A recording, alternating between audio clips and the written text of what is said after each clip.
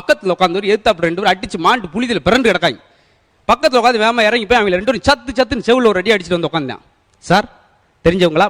எப்பா தெரிஞ்சவங்க தெரியலாம். அப்புறம் இந்த மாதிரி நேரத்தில் அடிச்சாத்தே திருப்பி அடிக்க மாட்டாங்க. அவன் பாரு அடிச்சு பலருக்கு எங்க ஆளை பயன்படுத்திக்காங்க. எங்கடா வரீங்க நீங்களா? ராஜஸ்தான்ல இருந்து. ராஜஸ்தான் வந்து இங்க என்ன வரீங்க? ராஜஸ்தான் ராமேஸ்வரம் போறோம். ராமேஸ்வரத்துக்கா? Construction work. Construction work. என்னடா கன்ஸ்ட்ரக்ஷன்? அப்ப வேலை பார்த்தவங்க எங்கடா போறது? நீங்க அதிக காசு நீங்க எவ்வளவு காசு கேக்குறீங்க? ஒரு நாளைக்கு 1000 ரூபாய் கேக்குறோம். நாங்க 200 ரூபாய்க்கு பண்றோம். 200 ரூபாயா? என் ஃப்ரெண்டு 150 ரூபாய்க்கு பண்றான். அவனுக்கு எனக்கு தான் போட்டியே. 150 ரூபாய். 100 ரூபாய் குறைக்கலாமா நான் பாத்துட்டு இருக்கேன். 100 ரூபாய் குறைக்க போறீங்க? சாப்பாடு பிளஸ் 100 ரூபாய். என்னடா இது இப்படி பண்ணா நீ எப்படிடா வேலை பார்க்கறாங்களா? வேலை பார்க்க நீ கம்மியா வேலை பாரு. எங்க கூட போட்டி போடா.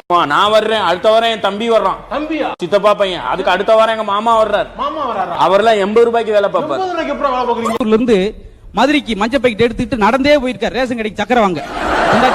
எங்க பஸ் தான் ஊர்பட்ட பஸ் இருக்குல்ல, எதுக்கு மேலூர்ல இருந்து 60 கிலோமீட்டர் நடந்தே மஞ்சள் பை கொண்டு ரேஷன் கடைக்கு போறீங்க? டாக்டர் தான் சொன்னாரு சக்கரைக்கு நடந்தா நல்லது அப்படின்றாரு.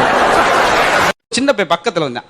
காலை சுரண்டி, அங்கிள் நீங்க எங்க அப்பா மாதிரியே பேசுறீங்க.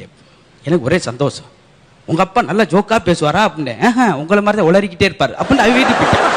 கூப்பிட்டேன். வீட்டுல பழைய செருப்பு எடுத்தா கூட அடிச்சுட்டு போடா, இப்படியாடா கேவலப்படுத்துவோம்.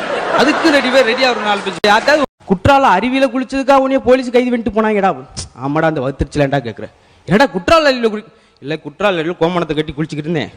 அங்க வந்து சொன்னாங்க உங்கெல்லாம் கோமணத்தை கட்டி குளிக்க கூடாண்டாங்க. சரின்ட்டு கழட்டிட்டே அப்படின்னு இருக்கா. நீங்க